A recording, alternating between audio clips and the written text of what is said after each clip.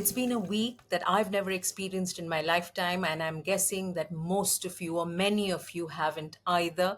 Even as we were coming to terms, trying to understand what the advisory that the Home Ministry put out for mock drills to help civilians cope with any hostile attack. We was just coming to terms with that, and in the early hours of May 7th, we had the Indian government launch Operation Sindoor, where it targeted 9 terror sites in Pakistan as well as in Pakistan occupied Kashmir. This was done in order to get the perpetrators, the terrorists, and their backers, which the Indian government believes is Pakistan, to justice for the Pahalgam attack. Operation Sindoor was launched by Indian Armed Forces to deliver justice to the victims of Pahalgam terror attack and their families. 9 terrorist camps were targeted and successfully destroyed. The latest attack in Pahalgam has understandably generated deep anger in Jammu and Kashmir and in other parts of India. Following the attacks, the Government of India naturally responded with a set of initial measures relating to our engagement with Pakistan. You're all aware of the decisions that were announced on the 23rd of April.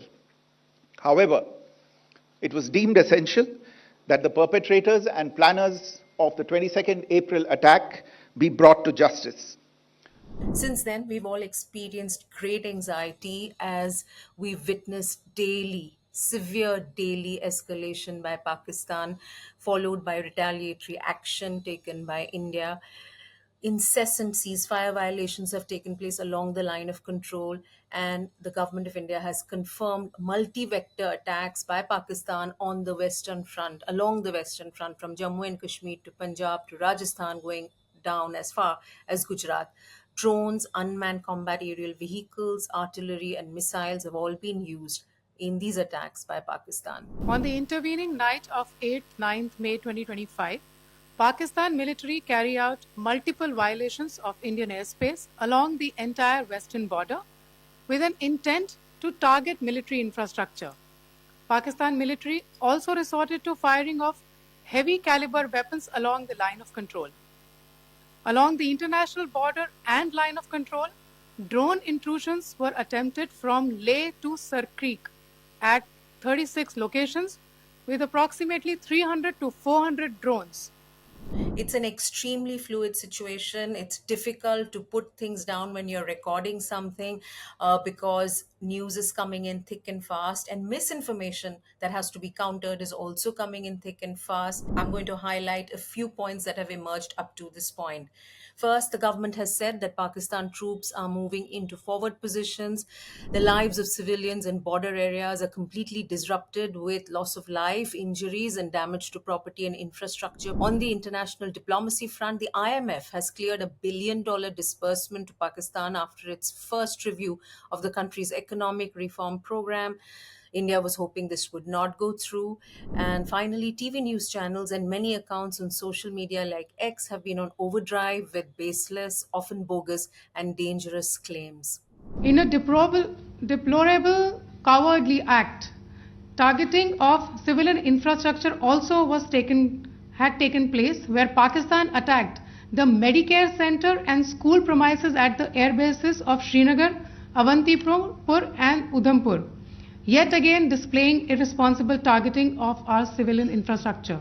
Pakistan ने miss information का सहारा लेते हुए आदमपुर स्थित S-400 प्रणाली, सूरतगढ़ व सिरसा के हवाई अड्डों, नगरोटा के ब्रह्मोस बेस, देहरागिरी के तोपखाना पोजीशन तथा चंडीगढ़ के अग्रिम गोला बारूद डिपो को नष्ट करने के झूठे दावे सोशल मीडिया पर फैलाए।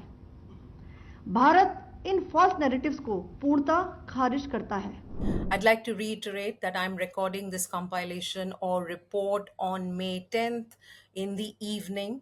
The situation is changing rapidly. There are a lot of developments that are taking place simultaneously. So this report is not for you to get the news, but to get a sense of perspective and to find out how we spiraled up to this point, what led Pakistan to back that brutal terror attack in Pahalgam on April 22nd.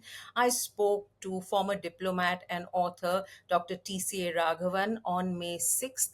I want to tell you that this conversation was recorded on May 6th, hours or a day before Operation Sindoor was launched by the Indian government.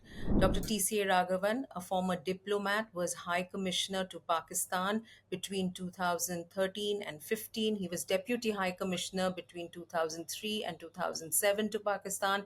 He was also Joint Secretary in the Ministry of External Affairs, responsible for India's relations with Pakistan, Afghanistan, and Iran. This is a very small excerpt from that conversation where I asked him to try and explain what led Pakistan to back that brutal Pahalgam terror attack. And just to reiterate, this was recorded on May 6th.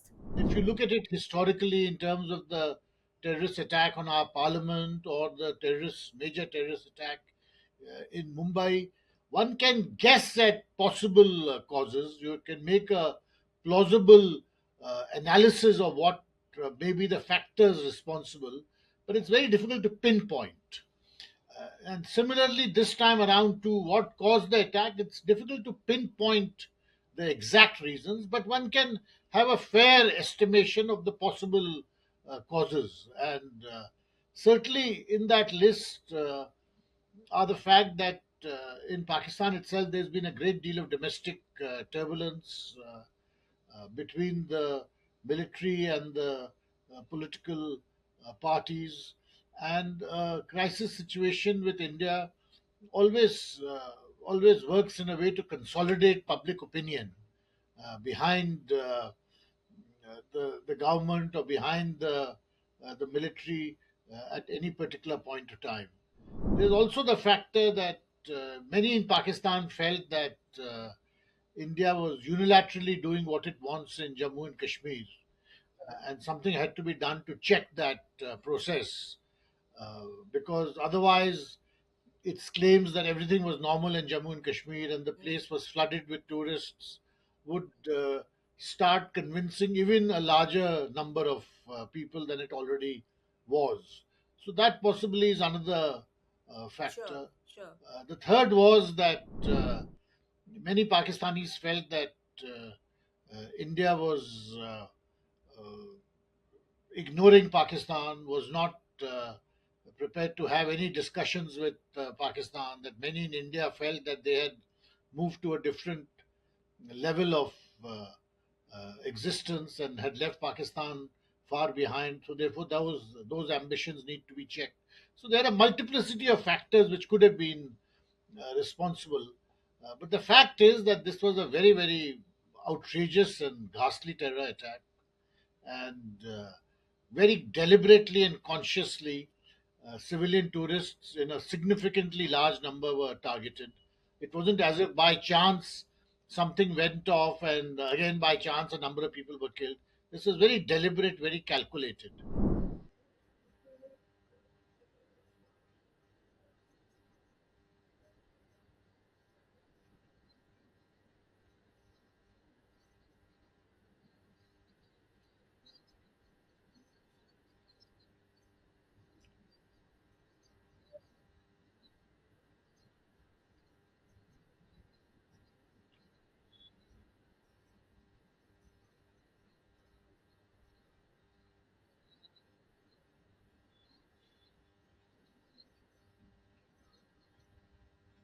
I'm not sure about a direct linkage. Frankly, I personally was not surprised at what General Munir said, because I thought that this was the standard Pakistani narrative in any case. I mean, Pakistan foundation principle is the two nation theory. So it's nothing to be surprised about in that sense. On the question of the linkage, also, I'm not very sure, because, in my view, attacks like the one which took place in Pahalgam require a lot of planning, and they must have been worked at and uh,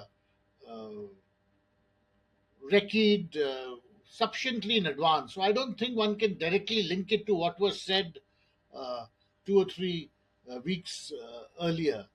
In my view, the factors I mentioned, the general factors, the internal situation in Pakistan, the desire, the fact that the image of the military has received a dent over the past 2 or 3 years, and they want to somehow uh, shore up that image. The fact that there is a great deal of talk in Pakistan about India being behind major terrorist attacks in Balochistan and elsewhere. And finally, the poor state of India Pakistan relations. I think those are possibly the more germane explanatory factors. Just to reiterate, that conversation with Dr. Raghavan was recorded on May 6th. And even as I'm recording this report, we've got some amazing news that's come in. It began with a tweet from American President Donald Trump, and he says, after a long night of talks mediated by the United States, I'm pleased to announce that India and Pakistan have agreed to a full and immediate ceasefire. Congratulations to both countries on using common sense and great intelligence. Thank you for your attention to this matter. This tweet, or post by President Donald Trump, was followed by a very brief statement by the Foreign Secretary, Vikram Misri, who confirmed that India and Pakistan had agreed to an immediate ceasefire effective 5 p.m. today, May 10th. The Director General of Military Operations of Pakistan called the Director General of Military Operations of India at 15:35 hours earlier this afternoon. It was agreed between them that both sides would stop all firing and military action on land and in the air and sea with effect from 1700 hours Indian Standard Time today. Instructions have been given on both sides to give effect to this understanding. The Directors General of Military Operations will talk again on the 12th of May at 1200 hours. Thank you. What a few days it has been. What a week it has been. We will get you more perspective and analysis and context as the days unfold. But for now, ladies and gentlemen, we are at peace again. Thank you for watching.